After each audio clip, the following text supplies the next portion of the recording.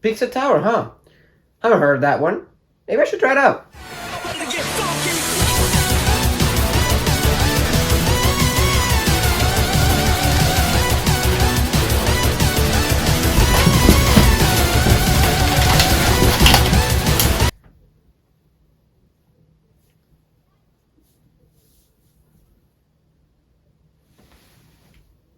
What the fuck? Pizza Tower may just be the best indie game I've played in the year so far, and a possible Game of the Year candidate in the same year as Tears of the Kingdom, RE4 Remake, Final Fantasy 16, and Final Fantasy 7 Rebirth, and fucking silksong. Wait, this is just the intro for my Hi-Fi Rush video. I mean, nobody watched it though, so it's all good. I can reuse it as long as I want. Pizza Tower is genuinely one of the most insane games I have ever played. Nothing from what I played made any sense, yet it always felt like it was in the right place during the right time. And after finishing the game twice and playing a bit of it during an airplane trip, I can confidently say that Pizza Tower is also one of the smartest and most creatively distinct games in the entire medium. Wearing its inspirations on its sleeve, Pizza Tower takes the gameplay of Wario Land games and, for lack of a better word, puts something quite possibly sternly illegal into the mix. The game from the get-go immediately stands out with an incredibly distinct and abstract art style, and a to-the-point cutscene introducing the main conflict and enemies that stand in the way between you and the giant pizza face trying to destroy the small pizzeria Peppino works at.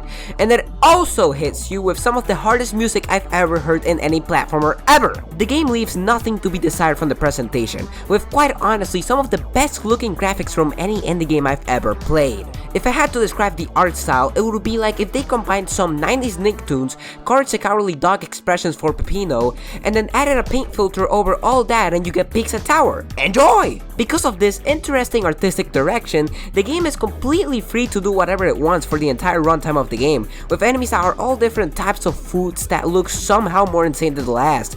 There's pizza wizards and knights, rats of different sizes and abilities, Mexican dudes that throw some spicy food at you. Hey, my bad, let me just call my stupidity out for a second. I checked the footage again, and I don't think those guys are Mexican. I think I was just tripping. I apologize for that. I will make sure not to make that mistake again. And that's only the most basic type of enemies. The game is so unpredictable with what it will throw at you next that it keeps the game totally new at every possible point in the adventure. Visually speaking, no two stages will ever be the same, making them all actually new experiences, and very good experiences at that. The first world will start out quite basic. You're exploring like the inside of a castle, I think, and then the outside of the castle, what I believe to be a pizza dungeon with hot burning tomato sauce, and at the end you fight a giant tomato. Simple enough. But then there's the next world, which has level in which you explore a desert and then enter a spaceship which kidnapped a bunch of cows and has all this for enemies, a farm level, a level in which you explore one of those bar scenes from cowboy movies, and a level in which you explore a cemetery and then you die. This is the second world! You explore an alien world in which like olives are the dominant species, I think. You explore the wrong side of town and get arrested? You explore a haunted pizzeria, how much more do I need to say? The hubs in which you access the levels aren't a theme for the levels, they're a suggestion, and just as hard the levels will fucking ignore it either way. I have a higher chance of pulling the unit I want in a gacha game than I do predicting the game's next move. There is no other game like Pizza Tower, or even if there are, they are so few and far in between that they are very hard to come by. Pizza Tower is one of the most expressive games I have ever played. Very few times have I seen a game with such a personality, and I love that personality, and we haven't even gotten to the gameplay yet. For those who aren't familiar with Wario Land games like yours truly, what this game taught me is that you go around the levels wrecking shit like if you were mad because your mom prohibited you from going to a sleepover your friend invited you to, and when you reach the end of the tantrum, the clock starts ticking, indicating that you gotta get your ass out of there because the moment your mom sees the tantrum, there will be consequences, and they are not pretty. So from there, you do the tantrum in reverse, and that's when the levels are finally completed. That was a bizarre analogy. That's more or less the gist of every level, and it will barely change over the course of the game. However, that isn't an issue. If something isn't broken, then why fix it? The levels are also short, and there are very few levels in the game as a whole, but it enhances the replayability of the game and also helps in keeping the levels fresh. Pizza Tower has the creativity of 10 separate indie games combined into one. They could easily make every level idea in the game their own separate world, but they kept the game short and sweet, and it works perfectly that way. Controlling Peppino is a delight. It's like watching a car crash happen, except that before the car stops, it crashes on the 50 cars in front of him. I really gotta stop with the analogy, shouldn't I? He has an attack button as well as a dash button, he can ground pound, and he can go at insanely fast speeds. Pizza Tower is a very speedy game, and playing the game well is rewarded with speed, the flashiness, the show, and the style. It's in some ways similar to how classic Sonic games rewarded player skill, and it does it in some ways better considering that speed is mostly the only thing that you have to focus on, considering Peppino literally cannot die with the exception of timing out.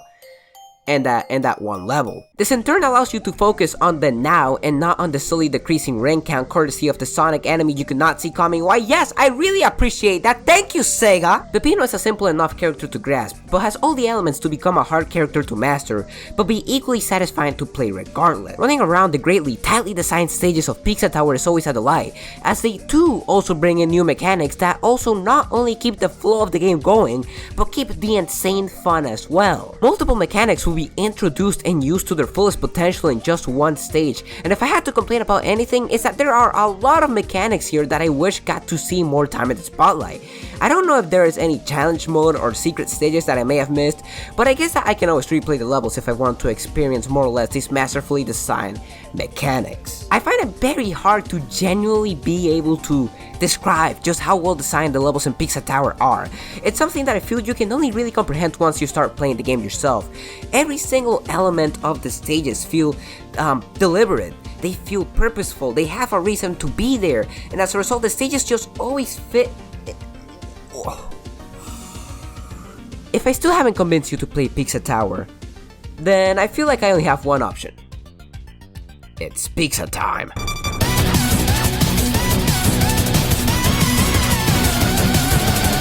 Do you not realize how hard the soundtrack goes? Generally the entire game I kept saying out loud, they did not have to go this hard for this game, yet they still did. They outdid themselves in every possible scenario and made some of the best pieces of music in the indie genre and debatably in the entire landscape of video games. This is a game about a funny little Italian guy. Pizza Tower is a game that is made with love, and it is the prime example of a good, a great, an excellent video game being pretty much great at everything that it does, with its only issue is that by the end of the game, you simply want a bit more.